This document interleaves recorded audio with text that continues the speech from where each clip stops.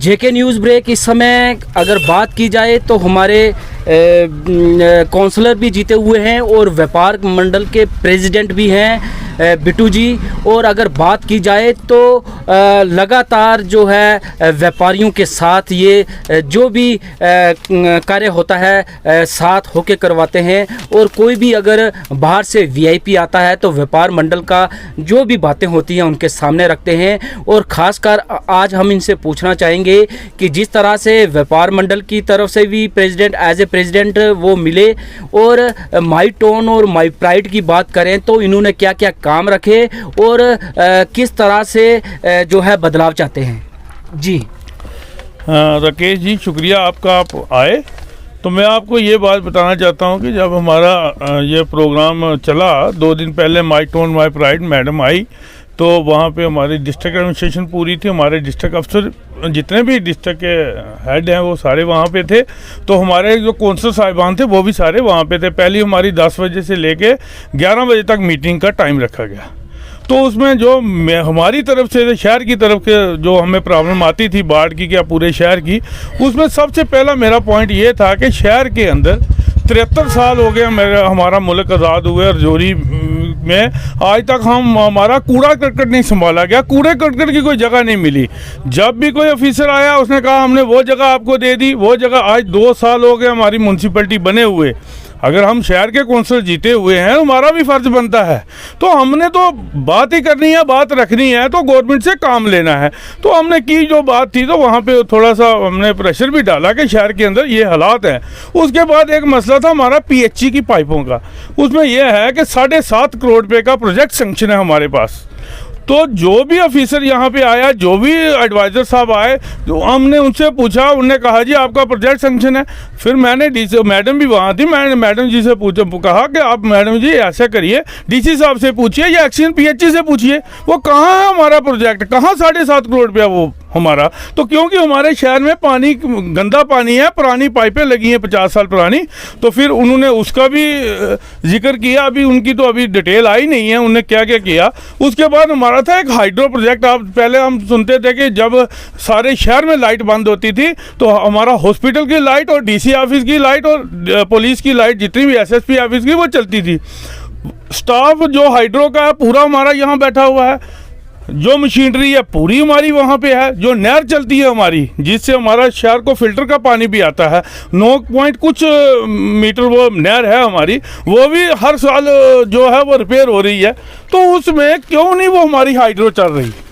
तो जब मैडम जी ने उनसे पूछा भाई क्या मसला है, वो काम क्यों नहीं शुरू हुआ, तो उन्होंने कहा कि एक्चुअल पीडीडी से पूछा गया, मुंशी खान जी से। उन्होंने कहा मैडम या आजकल ये हमारे में नहीं है, वो दूसरा डिपार्टमेंट है। उन्होंने कहा उससे बात करते हैं।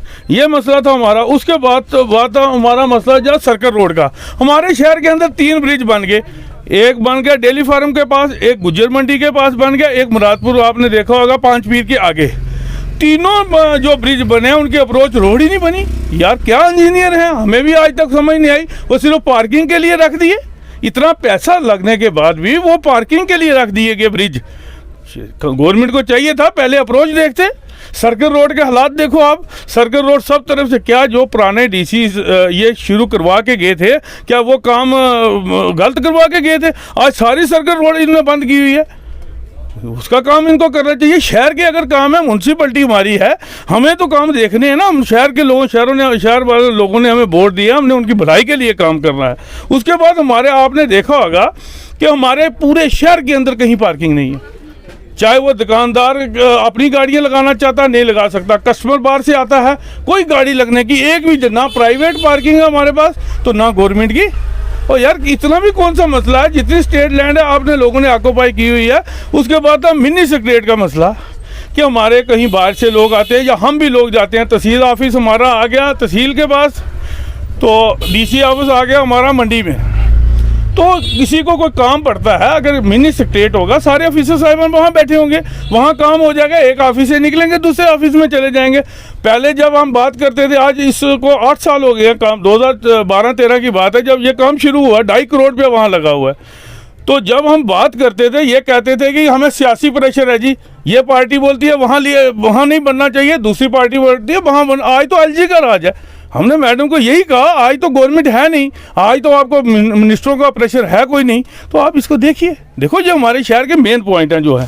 तो उसके बाद जो म्यूनसिपल कौंसिल की तरफ से हमारा था कि म्यूनसिपलिटी के अंदर जो मुलाजम हमारे कुछ मर गए हैं, कुछ रिटायर हो गए हैं, तो हमारे शहर की सफाई में फ़र्क पड़ रहा है।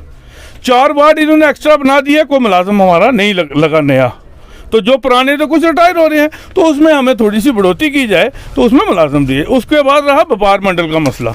जब दूसरी मीटिंग हमारी 11 से 12 बजे तक व्यापार मंडल की होती है, तो उसमें सबसे पहला मेरा जो पॉइंट था वो पहला, उसमें भी ये मैंने ऐड किया पार्किंग वाला पॉइंट।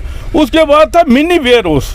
हमारे शहर का बाज़ार अब छोटा है, वहाँ पे बड़ी गाड़ियाँ आ नहीं सकती, तो मैंने कहा कि कम से कम 3-4 किलोमीटर बाहर किसी भी एरिए में हमारा एक वेयर हाउस दिया जाए जो दुकानदारों की भलाई के लिए हो।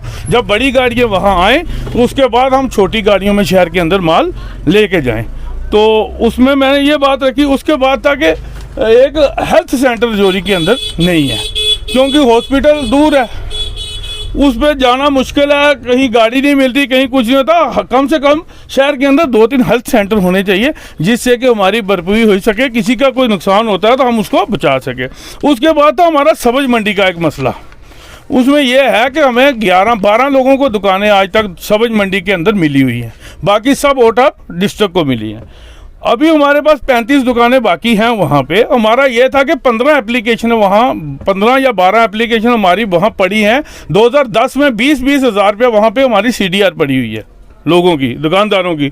तो पहले उनको वो दी जाए 12 दुकानें, बाकी के ऑक्शन करवाए जाएँ। उसमें जितनी भी बातें थी ये हमने इसमें रखी। उसके बाद आपने देखा होगा कि हमारे पूरे शहर के अंदर टाइल पड़ी हुई है, बस स्टैंड से लेके तहसील तक, तहसील से लेके स्लाटर हाउस तक। ये मलक मार्केट का आप हालात देखो यार, डक्की बाज़ार हमारा है यार, क्या कि जोरी का बाज़ार नहीं है क्या? इस बाज़ार पे किसी ने कोई देखना नहीं है? मैंने कहा कि एक काउंसलर को 5 लाख रुपए, 1 करोड़ रुपया आती है एक किस्त, तो 5 लाख रुपए एक काउंसलर के हिस्से में आता है। तो 5 लाख रुपये ना ये मलक मार्केट बन सकती है, ना ये डक्की बाज़ार बन सकता। हमें फंड दिए जाएं कि ये जो हमारे 2 मार्केट हैं, इन मार्केट को हम सही तरीके से बनवा सकें। और बातें जो पॉइंट मेरे भाइयों ने भी रखे होंगे, तो उसमें हमें कोई परेशानी नहीं थी। उन्होंने जैसे भी हो सकता था उन्हें थोड़ी बहुत हमारी मदद की, उसमें साथ साथ में वो ऑफिसर साहिबान से पूछते रहे, हमें उम्मीद है। उसके बाद एक मसला और आया था कि हमारे शहर के अंदर जो थे ना, हमारा डिपार्टमेंट पहले म्यूनसिपलिटी का अपना होता था, आज PWD को हमारे ये काम दिए गए हैं जो शहर के काम थे हमारे 17 वार्डों के। इन्होंने क्या किया, PWD वालों ने, चाहे हमारी म्यूनसिपलिटी भी इन्वॉल्व होगी मुझे नहीं पता, उसमें ये हुआ जैसे ward number 1, ward number 7, ward number 9, ward number 10, ये 4 वार्डों का 40 लाख रुपये का एक टेंडर लगा दिया। उसमें यह होता है कि अगर हो सकता है ठेकेदार इतना काम ना ले सके, या एक वार्ड का वो काम करना चाहे दूसरे का ना कर सके, इसमें कौंसल को उलझाया गया कि जो पैसा आया हुआ है वो भी ना लगे। तो ये मैंने वहाँ पे मैडम जी को कहा, भाई ये इसको देखें आप, अगर हमारे 17 वार्ड है, 17 वार्ड में 7-7 लाख आया है या 10-10 लाख हमारा है, वो 10 लाख रुपए एक वार्ड का एक टेंडर लगवा दो आप। तो मुझे लगता है कि शायद उनने इस बारे में भी कोई बात की है। तो अगर इसमें से हमारे 3-4 काम भी कभी हो जाते हैं तो हम सोचेंगे, हम काउंसलर भी थे, हम प्रेसिडेंट व्यापार मंडल भी थे, तो कुछ ना कुछ हमने करवाया है। इसलिए मैं रजौरी वासियों से अपील करूंगा कि अपने काम के लिए, अपनी गली नाली और लाइट के लिए लड़ें, अपने काउंसलर को पकड़ें।